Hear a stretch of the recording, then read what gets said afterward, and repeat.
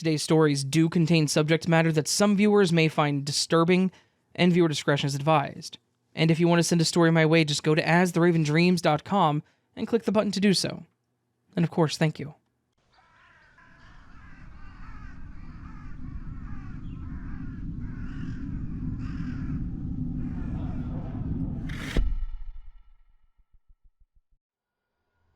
Hello, my name is Cal, and I got a pretty creepy story for you. It was so bad that I ended up leaving my job for another shortly after this happened. Now that we've got that out of the way, let's move on to some information. Like the title states, I was 16 when this happened. I was also working at the place where dreams go to die, Walmart. I absolutely hated working there, but thankfully, this encounter was the straw that broke the camel's back. Now, another thing I should mention, I look a few years younger than I actually am. I have a baby face, so even though I was only 16, I looked 13. It was during the day when this incident happened.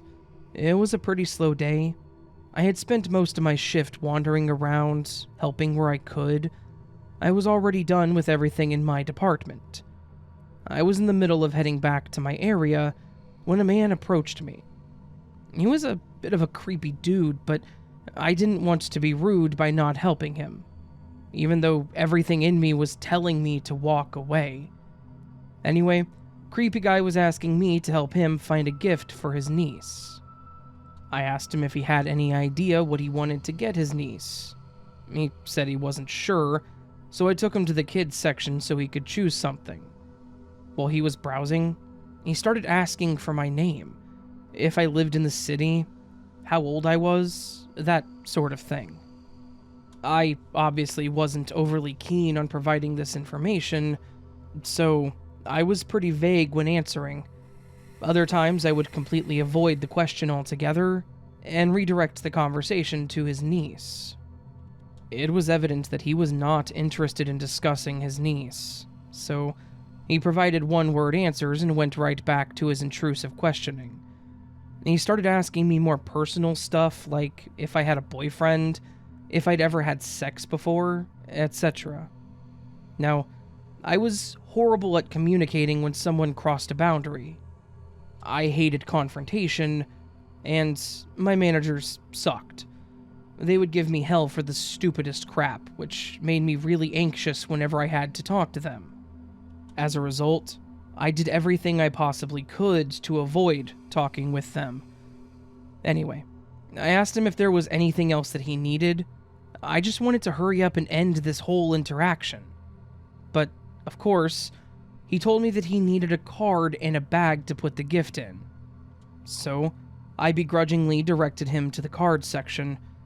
All the while, he upped the creep factor and began asking me extremely personal questions. He was now giving me compliments. He would tell me how beautiful I was, how I had such a great-looking back end. Keep in mind, I don't look a day over 13, and yet that did not seem to stop the creep from making these crude remarks. While he picked out a bag and a card, I kept my distance, but I remember that he kept giving me, the best I can equate it to, is bedroom eyes. It made me sick to my stomach, but I figured that he would eventually get everything he needed and be on his merry way. He eventually got a card and a bag, and he asked me to lead him to the till since he didn't know where they were. Obviously he did, but I just sucked it up and directed him to the checkouts. When we got within walking distance of a till, I politely excused myself and felt relieved to finally get rid of him. Unfortunately, he ran ahead of me and asked me for my number, even go as far as making this horrible comment, "I like my girls nice and young. They can just keep going and going. You and I, we'll have lots of fun." It's not the exact word-for-word thing he said. Nobody needs to hear the real things that he said. That made my skin absolutely crawl. I told him I didn't have a phone. I did, of course, and it was sitting in my vest pocket. He thankfully didn't seem to notice it, but I was beyond paranoid that he would spot the phone and call me out on my lies. Despite being repeatedly told that I, in fact, did not have a phone, he kept insisting that I give him my number or a social media where he could contact me. It got to the point where I was backing away from him because he would get so close to me that I could smell his breath. Unsurprisingly, he didn't take the hint, and he kept inching towards me. Want to know the real punch to the gut? I had a couple of my managers walk past. They definitely saw this guy harassing an underage employee, and they did screw all to help. I was getting desperate. No one was coming to my aid, which made me feel hopeless on top of it. I thought I would never get rid of this guy. My saving grace was my manager walking through the front door before this creep got handsy with me. My manager was my absolute favorite person. He was pretty intimidating, used to serve in the military. He was also a pretty big fellow, pure muscle, could probably break me in two with one hand, but he was a gentle giant. Whenever customers got rowdy with the employees, he would intervene. It was always hilarious to see people who were red in the face deflate the moment they saw him approaching. I spotted my manager, and I gave him a look of desperation when he glanced over at me. I can't tell you how relieved I felt when I saw him make a beeline for us. He placed himself between me and the creepy dude, slapped on his customer service smile, and asked if he could assist the creep, since I was supposed to be on my break. I happily took the hint and practically ran to the back of the store. I went to the staff room and was shaking from the adrenaline and on the verge of crying. I was in the staff room for about 20 minutes before my manager called me into his office. He asked if I was okay. I said I was shaken up, but fine. He assured me that he'd have me working in the back for the next week just to ensure that if the creep came back looking for me, he would not be able to find me. He then told me that the guy kept asking where I went, what my number was, what my name was, but my manager told him that he couldn't release that information. My manager literally escorted this guy out of the store and watched him drive away before coming back to talk with me. I never did see the guy again. Then again, I left my previous job shortly after this encounter. I got another offer to work with my best friend at her dad's restaurant after I told her what happened, which I happily took. I admit, I was a little sad to leave, mainly because I really did adore my manager, but my hatred for Walmart and my fear of that dude was ultimately what pushed me to leave. So, to that creepy guy who harassed me at my job, let's never meet again, and on the off chance that we do, I owe you a punch to the teeth.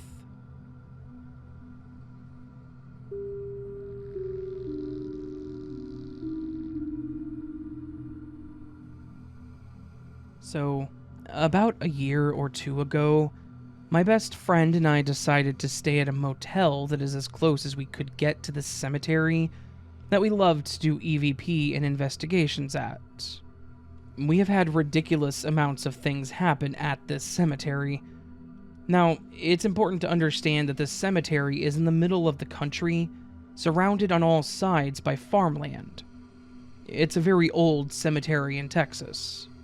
The motel is in a small town about 7 to 10 miles away. That's just a guess, as I've never had to count the miles while doing this, but it's still the closest that we could get. So, we booked the room for 2 nights, and on the first night we went out there right as the sun went down, trying to get a feel of the vibe in the cemetery, which we learned long ago is super important to do. On our way back to the hotel on the country highway, we see a beautiful blue falling star, or what we think was a falling star, and it was so close to where we were passing the blue of it, it was shining into the car on the dashboard. We, of course, thought this was awesome, and kind of creepy, but we continued on our way to the motel. So, we wait until about midnight or so, and we head back to the cemetery with all of our gear to begin our EVP session and whatnot. This cemetery is not vast or sprawling in any way, but it is a decent size, and has very large trees to shade it all the way around. It has a dirt road that circles the entire graveyard with graves on both sides of the road, all the way around it.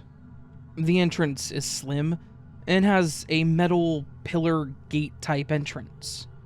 It's open to the public, so there's no door on it, so you just drive right in. It is the only entrance/exit. So we like to circle the graveyard on the dirt road a couple of times and make sure there are no wild animals or grave robbers. Yes, that is a thing that's happened to us, and yes, they were caught. Or really just anything that we would need to worry about other than the supernatural. So we're driving very slowly in the back of the cemetery, and the road is straight for a bit until you have to turn to get back to the front of the cemetery. We're at the halfway point on the straight part of the road, and I can easily see when the road turns, and we're talking about coyotes, because that's what we're watching for at this point. And then, the next thing I know, we're in the middle of the turn, and I can see a matching gate to the front entrance. I thought, oh, when did they put in that entrance? And since there's an oil rig pump on that side of the cemetery, as this is Texas, why would they put it there? Then, I realized that something isn't right, because we're not on the side of the cemetery. We're at the front of the cemetery. The gate I was seeing was the entrance. Then, as if all sound returned in a rush, I could hear my best friend mumbling as if she had been speaking and forgot what she was talking about. Now, all of these revelations that are happening are in like a split second. So I look down at the clock on my dashboard, and I freak out. I slam on the brakes and I look at my best friend who is looking very unsure of what is happening, and I tell her that something is very wrong. Then I start trying to figure out what was going on. I asked her what was the last thing she remembered us talking about. She thought for a moment, and then she told me she remembered us talking about coyotes. I too remember this, but neither of us could remember anything after that. We don't know how we got back to the front of the cemetery, what we were talking about, and on top of that, she was recording video on her phone to document anything that might happen. Standard procedure for us when we arrive at the cemetery. Only, the phone recorded our conversation up to the point of the coyotes, and then stopped recording, and it's all blank. There was no video recorded, just the audio. I looked at the clock right before this had happened, because we like to mark our time for the video, and it was 21 after the hour. When we finally came to, I don't know what else to call it, it was 35 after the hour. We were missing about 15 minutes of time. And this, of course, sent our minds reeling, and we tried to explain it away, but we literally can't. So, we go back to the motel and just call it a night.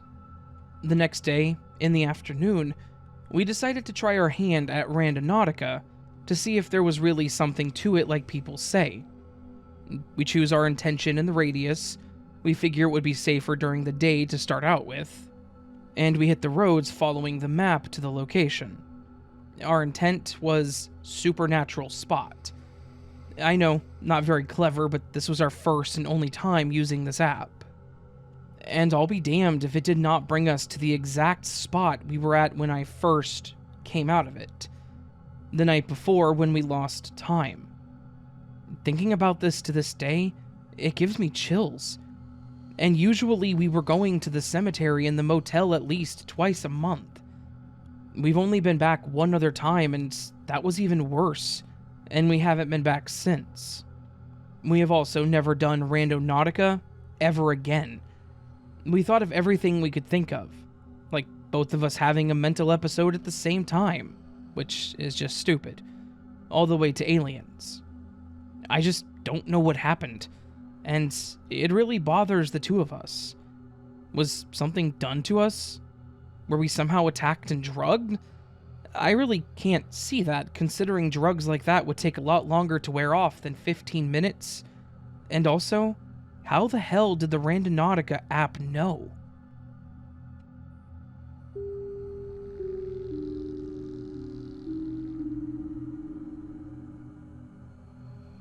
while writing a post on another subreddit, I remembered a creepy encounter that I had when I was around 11, and I just thought I would share.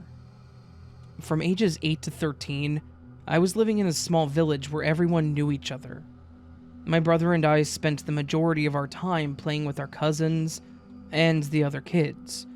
And since everyone knew each other, our parents never really watched over us while we played. But I'm kind of glad that they did this time. It was literally just a sunny day like the days before, and we kids were all playing at the small grass field, just about the size of a football or soccer field.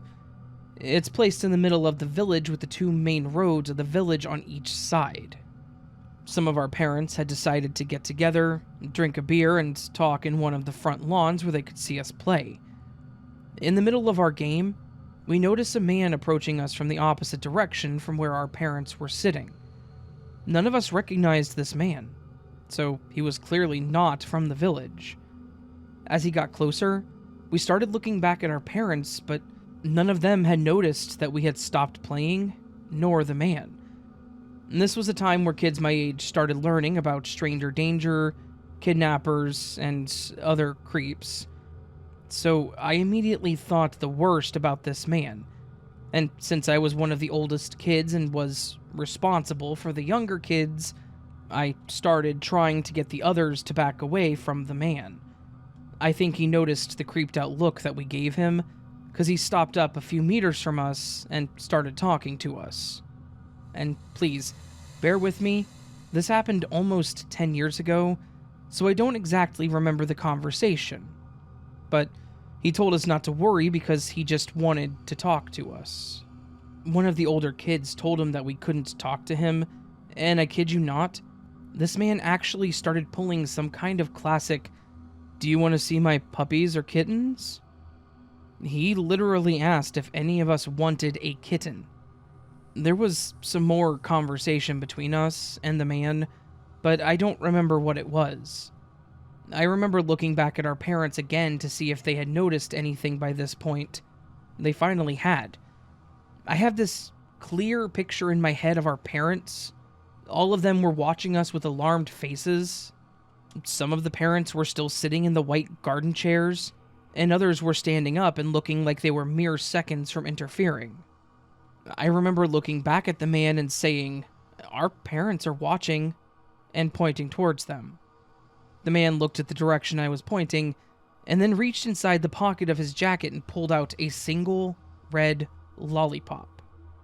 He tried to get one of us to take it, but I loudly told the others to not take it, because it could be poison. Which it probably wasn't, but it worked because no one wanted the lollipop. I remember the man looking in the direction of our parents again, and I feel like some of them might have been getting ready to come over, because he took a few steps back.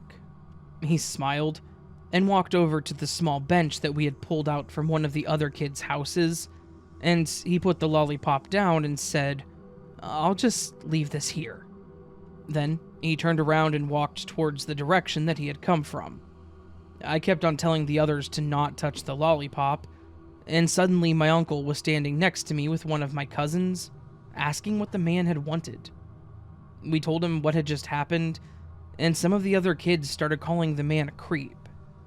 I think that my uncle didn't know what to do, so he just told us that we were allowed to go to his house, grab a soda, and then come back and continue playing. We quickly forgot the encounter with the man, but my brother and I have occasionally brought it up as a weird memory from our childhood.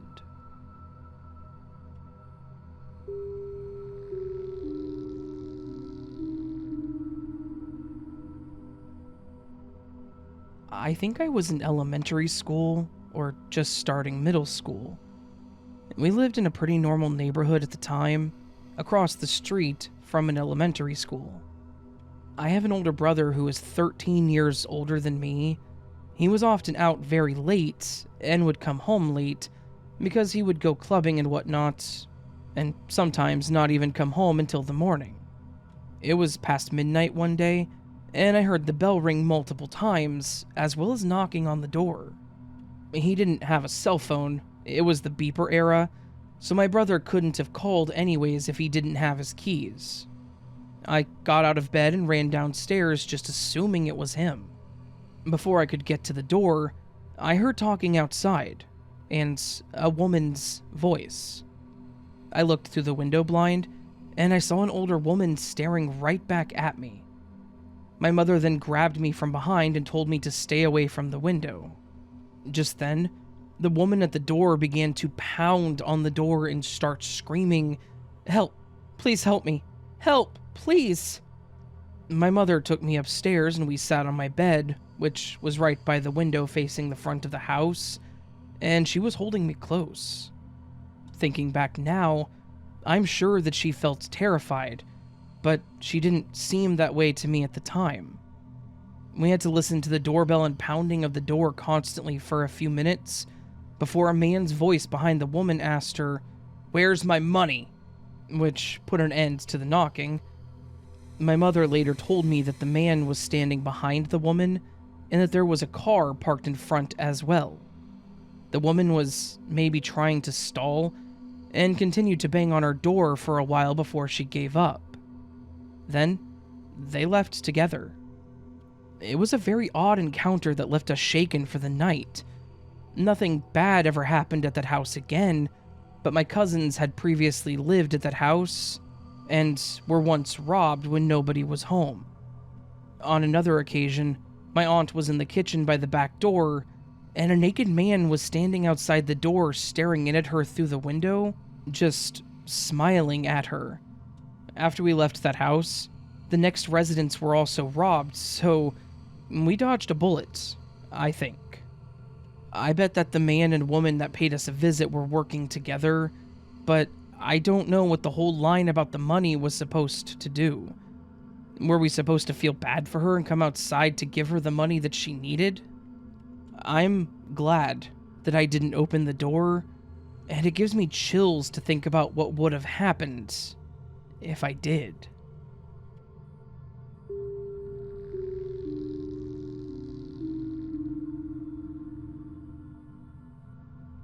A friend was recently telling me about his visit to the UFO Museum in Roswell, New Mexico. During the course of the conversation, I realized that he had never seen a UFO. So, I told him about my first. It was late July or early August of 1978, a few miles west of Santa Rosa, California. I, my sister, and our two friends, who also happened to be sisters, were camping out on the back lawn in sleeping bags. Mom and my brother were out there with us as we were getting settled. I was at least 10, probably closer to 11. This was beyond the suburbs, and there were only 4 houses within 100 yards of our house, and only one who would have been in our range of sight in daylight. But the lights were off, and it was dark. We were talking and looking at the stars, and we noticed that one was moving on a vaguely northwest track. We figured it was a plane or a satellite. And then, it stopped. Planes and satellites don't just stop. It was pretty much overhead, too high to be a helicopter. We couldn't think of what it could be. Now, I would say such a thing would be a drone, but this was 1978, so no drones. We joked that it was a UFO. It then moved again, a short distance southwest, at a right angle to its original path. Again, it paused, still right overhead, and then it took off. Just zip, it was gone, heading west. Weird, right? But wait, there's more. After a bit, Mom and my brother went inside. Gradually, the talking slowed and we all drifted off to sleep. Sometime later, I was really groggy and trying to sleep, ignoring the headlights flashing behind the back fence from cars passing on the 2-lane highway. Then, behind the fence, I saw a humanoid figure covered in tiny lights step from behind one tree trunk to behind another. The suit the figure was wearing was something like a reflective silver asbestos suit that my dad had from when he was on the crash crew in the Air Force, complete with a draped helmet and a face shield, but it was also set all over with lights.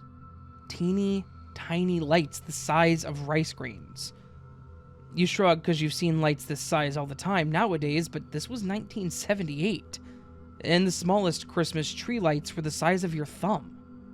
I only saw the figure once, and only for a moment. Eventually, the headlights behind the fence stopped swinging around, and it got quiet. There had been some kind of vehicular noises back there too. Gradually, I became more awake, and it occurred to me that there was an orchard, a hill, and a forest between us and the highway. It was a quarter-mile away, and had very little traffic in broad daylight, much less the middle of the night. So, what were those headlights? And the figure? "I'm going inside," I said. Apparently we were all awake because, in moments and without discussion, we grabbed up our sleeping bags and were heading in. Mom remembers the sound of us hitting the back door. She and my brother got up to see what was going on, and hung around as we settled in the living room. I didn't say anything about what I'd seen. It was too crazy. Too unreal. Just a dream, right? But wait, there's more. That campout was the last hurrah before our big move. 8 months later, and 2,000 miles away, halfway across the continent, my teacher was passing out the purchases that I and a classmate had made from the Scholastic book order forms. One of my classmates had a book about UFOs that I had missed. I borrowed it in class and was reading, then turned the page, and wham! Not one, but 2 grainy black and white photos of figures like the ones in lights that I had seen behind the fence the summer before. I have no explanation. I talked to Mom about it the other day, and she's still stumped too.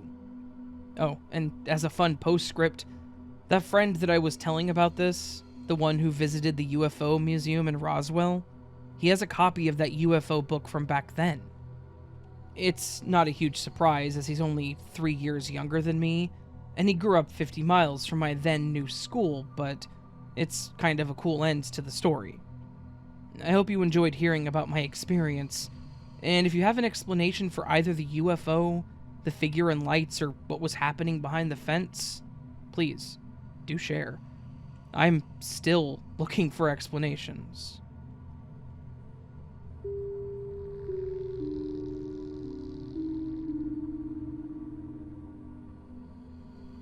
27-year-old female here.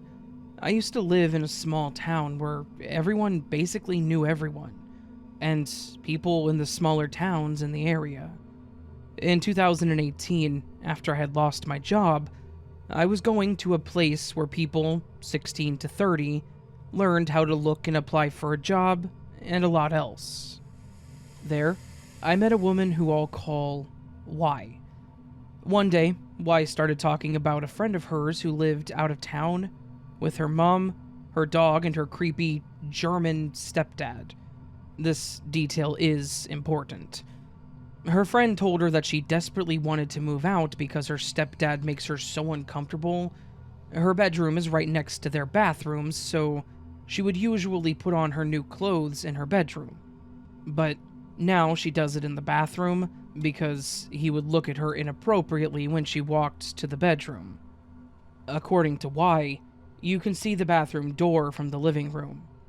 Her stepdad would get off the couch and try to spy on her while she was in the bedroom. I had a gut feeling that this wasn't the last I heard of him, and I'm sad to say, I was right. I broke up with my ex in 2019, but shortly after that, I got a job at a thrift store taking care of jigsaw puzzles and board games. 2020 came along, and I became so lonely that I downloaded an app that was aimed for finding friends. I started talking to a guy in January who said that he was 26 to 27 years old, and that he was from Germany, that he lived in the exact same town that Y said her friend did. I thought that was odd, but out of curiosity, I talked with him some more. He said that he moved to Sweden with his wife and their dog. Insert red flags here. He was looking for someone to talk to because they were going through a divorce right then, and he wanted to meet and perhaps go for a walk in the forest near his house. He then talked about hobbies that he had, like his motorcycle, and other things that I've forgotten about at this point. This is also important. My creep meter was peaking, and I ghosted him hard. 8 months later, when I was laying a jigsaw puzzle out, I heard a man with a German accent come in. I felt that something was off, but I continued to do my job. For obvious reasons, we didn't have a lot of people who worked there at that point in time, but this made me the youngest woman there. I was 25 at the time. My male boss was going to do something before he went to show him around the place. While my boss worked, this guy roamed around, and then he asked me if he could sit down and talk to me. I said okay, because, of course, there could be more than one German person, even in a small community. Do you remember all of the important things? Yeah. He told me almost all of the same things again. He wasn't the age that he said he was.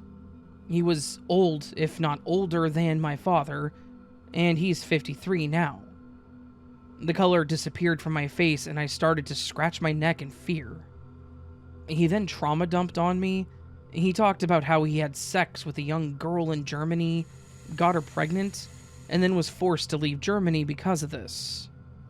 Apparently, she gave birth to a son, and his son reached out to him when he was older. His son had told him that he was gay, and the creep was then blaming himself for somehow making his own son gay. He talked about his dad's alcoholism, and just other things that I don't remember. He also asked if we could eat together, but I declined. HR came into our working room, the room where we looked through the stuff that we get, and she called my name. I turned my head and she clearly saw that I was afraid. She said that she needed to talk to me. I only nodded, stood up, and walked over to her, still scratching my neck. We walked to another room where she sat me down in a sofa and asked me if I was okay. All I could say was yes. I was afraid of this man, and when I had calmed down, I gave her the short version of what happened, and her eyes widened.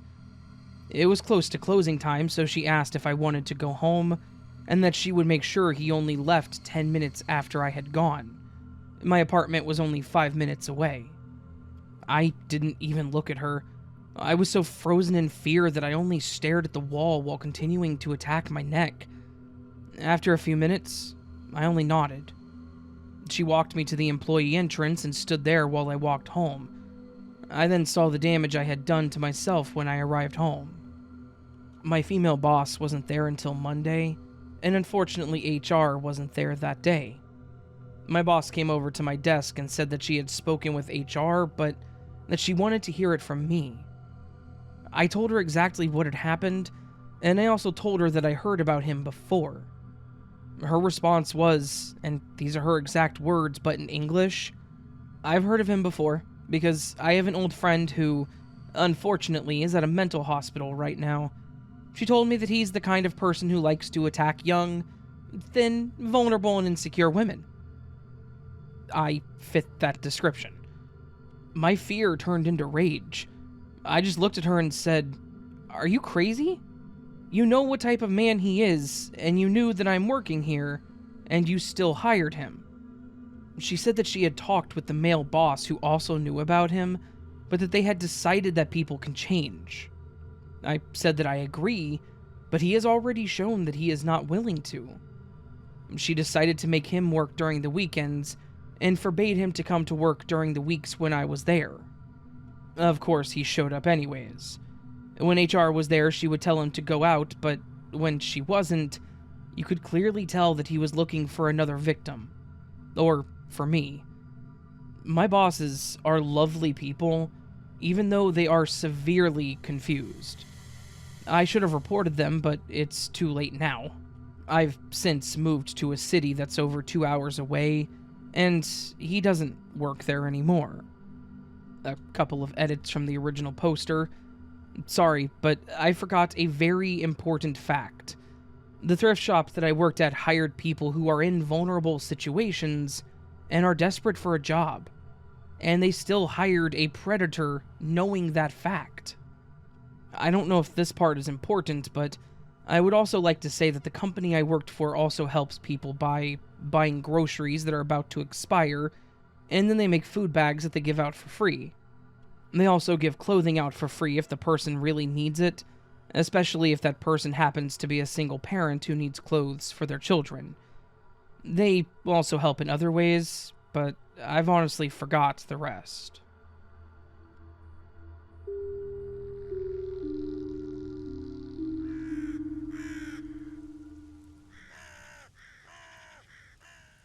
So, this was a true scary story collection. Definitely some interesting ones here. I know more of it was the creepy encounter side of it, but there was definitely some oddities in this collection. So, in my opinion, it was a good one. I actually quite enjoyed it. So, thank you to everyone who sends me their stories. There were a few in this one. And thank you to those who let me use their stories from Reddit. You all are amazing people, and without you, I wouldn't have the content. I guess I could write some content, but it wouldn't be the same, so. Plus, y'all are here for these stories, right? This is what you want. Yeah. Anyways, friends. I don't know what that was. Let's try it again. Anyways, friends. My voice is still doing weird stuff, obviously. Anyways. If you enjoyed the video, please do hit that thumbs up button. If you're new to the channel and would like more content like this, please consider subscribing. And if you would feel so bold, leave me a comment down below letting me know how your day is going, what you're going through, what you're doing today, the rest of your week looks like. Just a comment saying hi. If you would. Never expected, always appreciated. Yeah. Gonna make this a short outro. Just by saying I love you all. I hope you all have a great day. Bye. No, I'm kidding. I do love you all. You're all amazing people. Thank you for supporting the channel as always. I do hope you all have a beautiful day, beautiful rest of your week. I will see you again here soon. And until then, remember you are loved, you are valid, you are important, you're the best you that you can be. Never let anyone tell you otherwise. Don't ever forget it. And my friends, until next time, much love and sleep well.